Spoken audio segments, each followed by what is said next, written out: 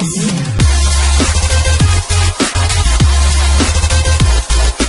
बोले थे कि संधारित्र का वीडियो आएगा सबसे पहले, और खास करके उन छात्रों के लिए जो ऑलरेडी हमसे पहले पढ़ चुके हैं। पहला अध्याय स्थिर वैद्युतांक में हम लोग आवेश के बारे में बहुत अच्छा से पढ़े। आवेश के बारे में, आवेश के कारण विद्युत क्षेत्र, विद्युत बल, विद्युत विभव, द्विध्रुव, गॉस के नियम, मतलब बहुत चीज पढ़े पहला लेसन में। उसी चैप्टर का दूसरा लेसन है स्थिर वैद्युतांक का ही, इलेक्ट्रोस्टैटिक्स का ही संधारित्र, जो कि आज हमको पढ़ना है और हम लोग आज से शुरू कर रहे हैं संधारित्र। सबसे पहले जानेंगे इसका बेसिक कॉन्सेप्ट, समझ संधारित्र का, क्यों आवश्यक पड़ा संधारित्र का। तो पिछले अध्याय में हम लोग आवेश के बारे में अच्छे से अध्ययन किए। आवेश क्या होता है, कितने प्रकार का होता है। तो वो आवेश हमको स्टोर करना है, क्योंकि सभी जितने भी लोग हैं सब लोग ऊर्जा के पीछे भागते हैं, और ऊर्जा अगर खत्म हो जाए तो स्टोर्ड ऊर्जा से काम चलता है। तो जो आवेश के बारे में हम लोग पढ़ चुके हैं, उस आवेश को स्टोर करना है।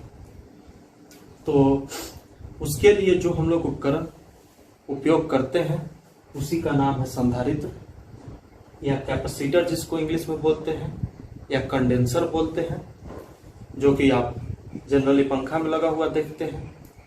तो आखिर इसका क्यों जरूरी पड़ा संधारित्र का? तो जैसा कि बताया, आवेश को संरक्षित करना है, यानी कि स्टोर करना है, क्योंकि आवेश का आवश्यकता हमको एक बार कुछ उपकरण में पड़ता है। जैसे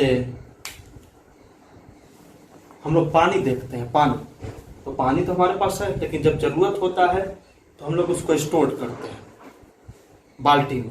उसी तरह से आवेश को भी हम लोग स्टोर करते हैं जिस उपकरण में, उस उपकरण को हम लोग बोलते हैं संधारित्र। ऐसा बहुत सारा उपकरण है जिसमें संधारित्र लगा होता है, और क्यों जरूरी है संधारित्र का, उसके बारे में हम थोड़ा चर्चा करते हैं। तो कुछ ऐसे उपकरण जिसमें आवेश अचानक से ज्यादा अमाउंट में चाहिए, जैसे आपको पानी अचानक से 20 लीटर चाहिए, तो आप क्या कीजिएगा?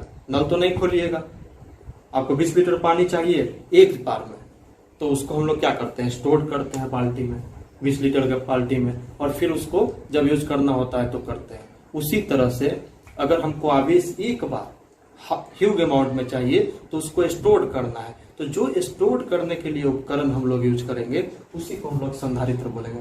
बहुत इंपॉर्टेंट पॉइंट, ध्यान से सुनिए इस लाइन को, कि आवेश को स्टोर करने के लिए जिस उपकरण का उपयोग किया जाता है उसको संधारित्र बोलते हैं।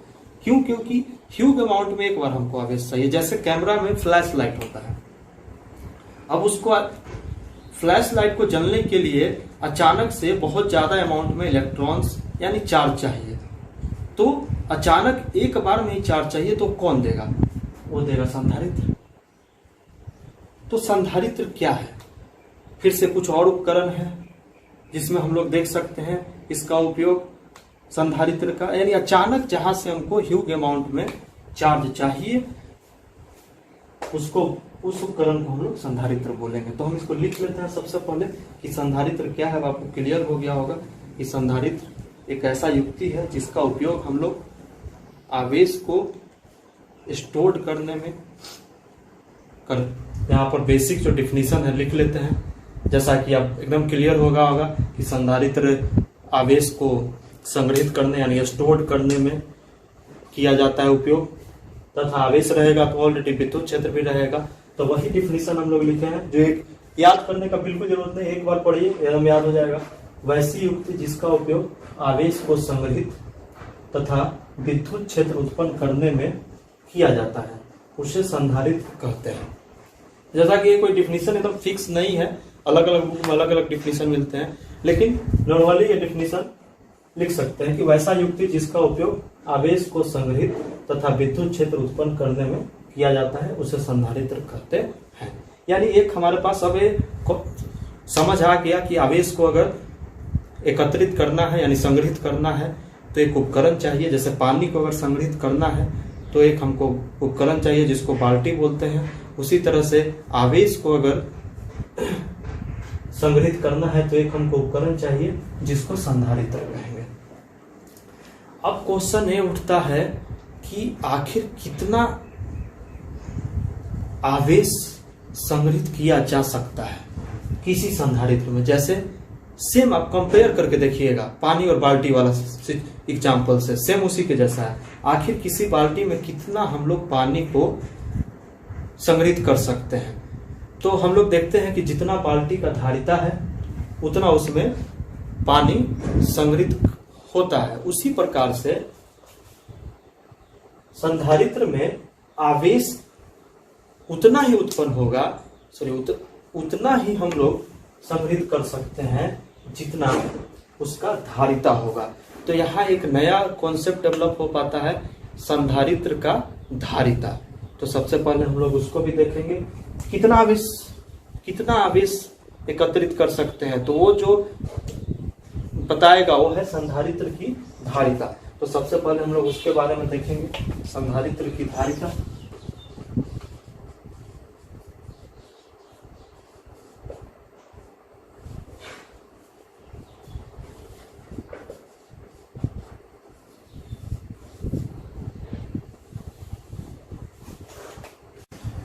कितना आवेश संग्रहित करने का क्षमता है उसको हम लोग नया टर्म संधारित्र की धारिता से समझेंगे इसमें।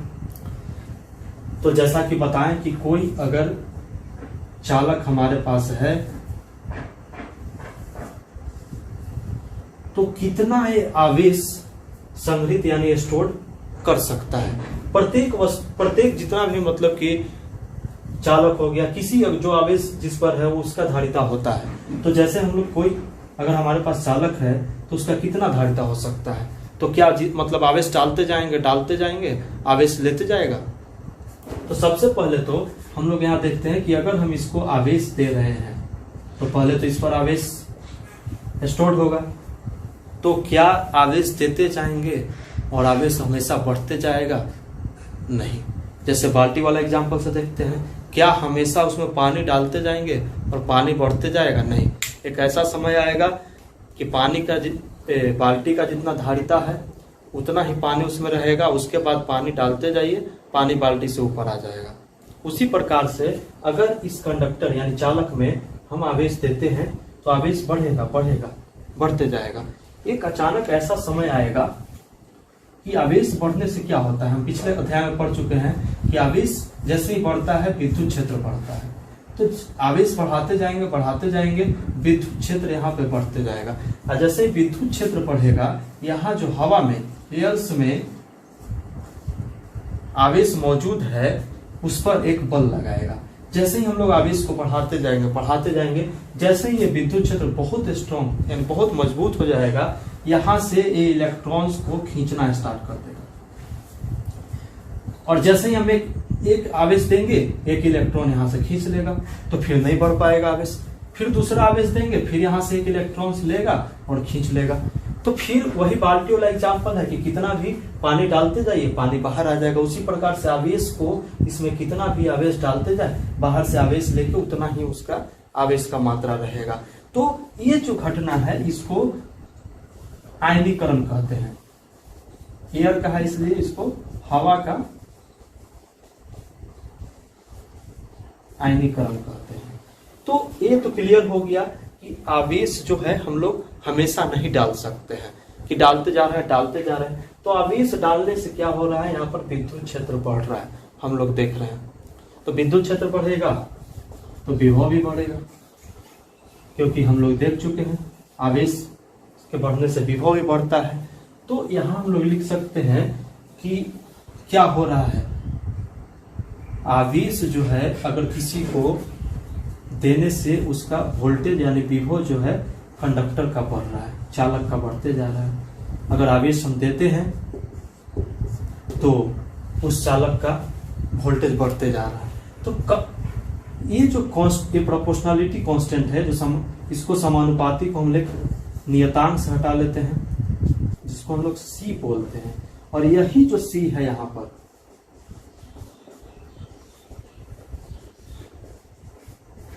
धारिता, यही जो शब्द, यही जो नया टर्म्स आ रहा है C, इसी को बोलते हैं किसी चालक की धारिता। तो C क्या है, यहां से हम डिफाइन कर सकते हैं कि किसी चालक की धारिता क्या है। तो किसी चालक की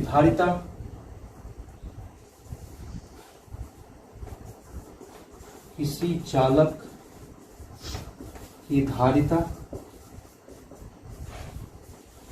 आवेश तथा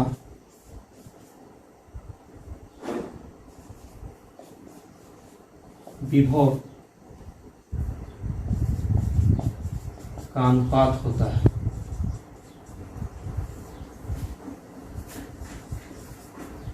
इतना आप नोट कर लीजिए पहले, उसके बाद हम लोग आगे देखेंगे।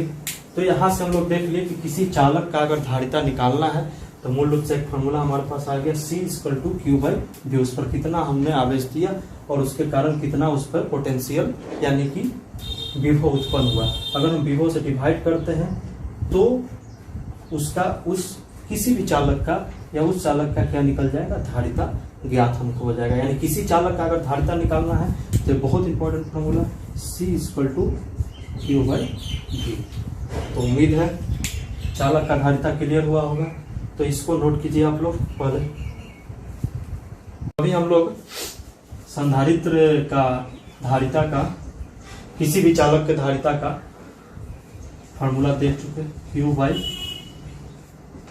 यानी कोई अगर चालक है तो कितना धारिता इसका हो सकता है, तो उस पर जो आवेश उत्पन्न हुआ जो हम लोग दिए और उसके कारण जो विभव उत्पन्न हुआ उसको डिवाइड कर देंगे, यानी कि अनुपात है, उसको हम लोग संधारित्र किसी भी चालक का धारिता यानी उसका उतना धारिता है।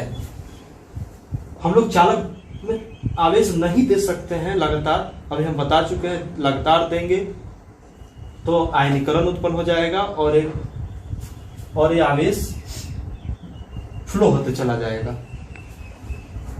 तो हम लोग इसका डिफिनीशन क्या बन सकता है, मैथमेटिकल डिफिनीशन थोड़ा सा देखते हैं। यदि यहां पर भी 1 वोल्ट करते हैं तो C किसके बराबर हो जाएगा, Q के बराबर हो जाएगा। कहने का मतलब यह है कि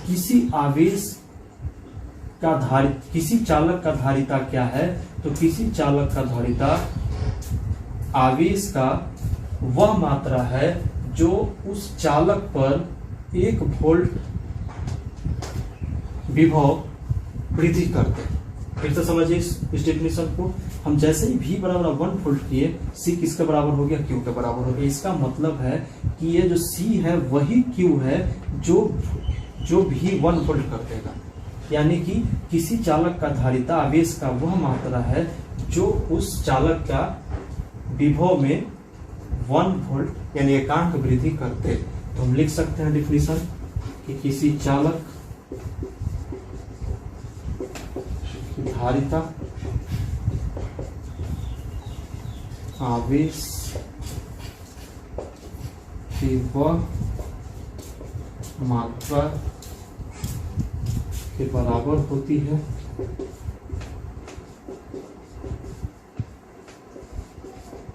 जो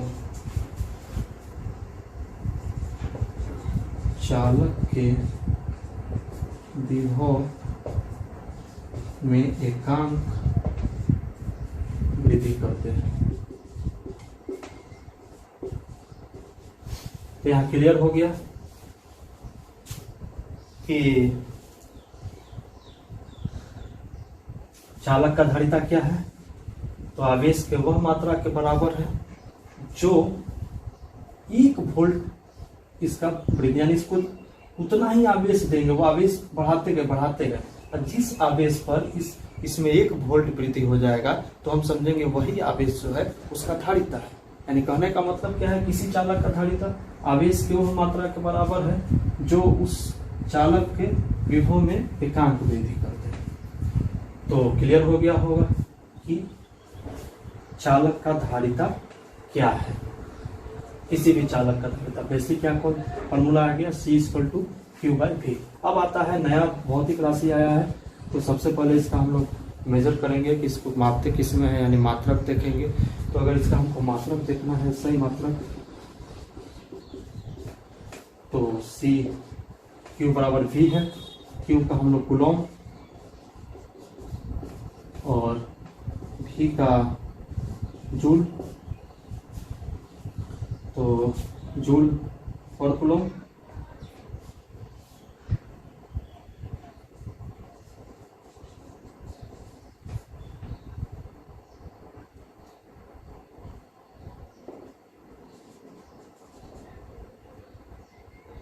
तो कूलम स्क्वायर बटा जूल, और इसी को हम लोग फैराड बोलते हैं, फैराड। एफ से फैराडे नहीं, फैराडे केमिस्ट्री में होता है, ये फैराड। तो इसका मात्रक क्या हो गया आप लोग देख सकते हैं, फैराड। अगर इसका पीमा लिखना चाहें, तो अगर पीमा लिखना चाहें तो आवेश का बताया गया 80, और भी का डायरेक्ट नहीं लिख सकते हैं, W/K से लिख सकते हैं, इसका आपको पता है।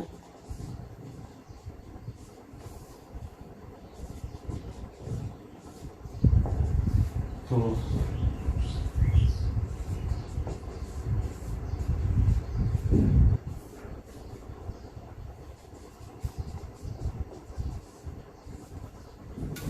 यहाँ लिखते हैं,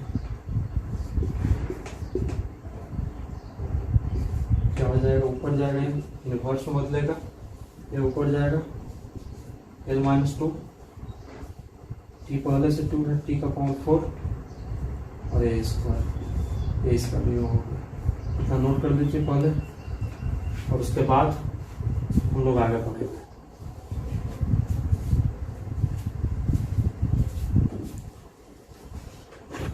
जैसा कि हम लोग देख लिए, धारिता, किसी अगर चालक का धारिता है उसका मात्रक क्या होता है, फैराड।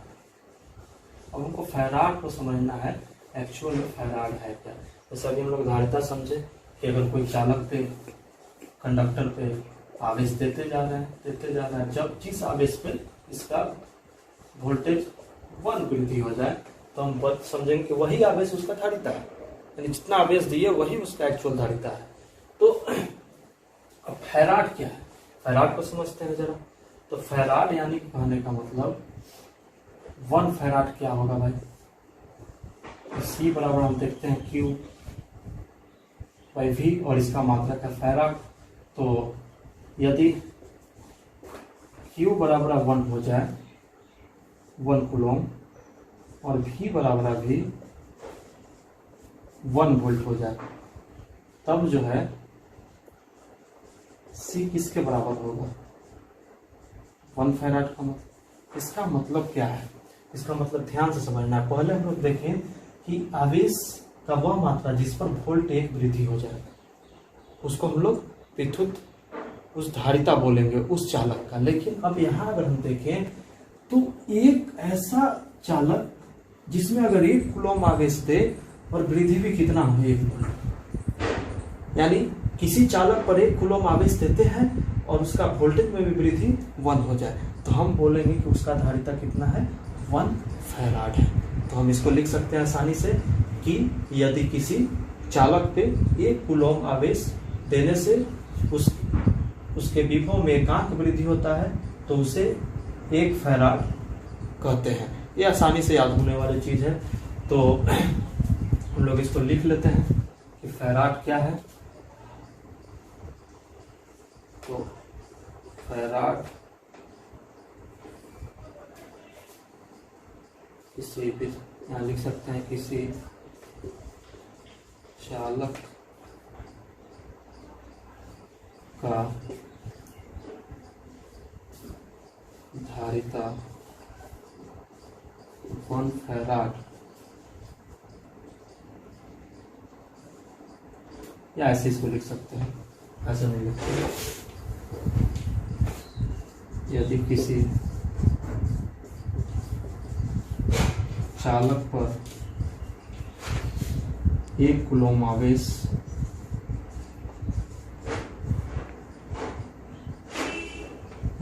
आवेश के कारण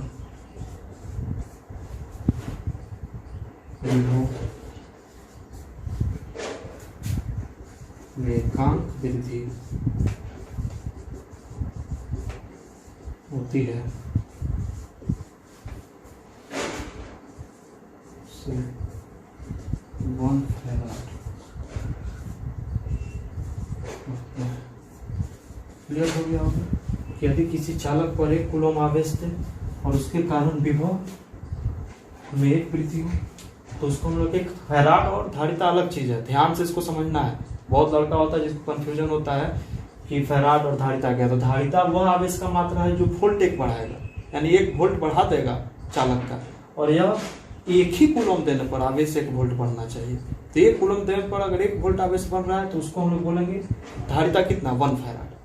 अगर आवेश देने पर 1 वोल्ट बढ़ रहा है तो उस आवेश को बोलेंगे कि उतना धारिता है उस चालक का। तो उम्मीद है इस वीडियो से आपको किसी चालक का धारिता का कॉन्सेप्ट यानी जो समझ है वो क्लियर हो गया होगा। आगे की क्लास में यानी आगे के वीडियो में हम लोग बहुत अच्छे से धारिता का प्रकार, जो आपको धारिता पढ़ना है आपके क्लास में, कितने प्रकार के होते हैं, समानांतर प्लेट संधारित्र जो है, फिर से गोलीय संधारित्र, सिलिंड्रिकल यानी बेलनाकार संधारित्र, ये सब के बारे में बहुत अच्छा से पढ़ने वाले हैं। यानी आगे बहुत ही इंटरेस्टेड होने वाला है टॉपिक। अभी आप बस बेसिक कॉन्सेप्ट बैठाइए कि एक्चुअल में किसी चालक का धारिता क्या है और फैराड क्या है। तो उम्मीद करते हैं कि ये आपको क्लियर हो गया होगा। अगली क्लास में फिर मिलते हैं।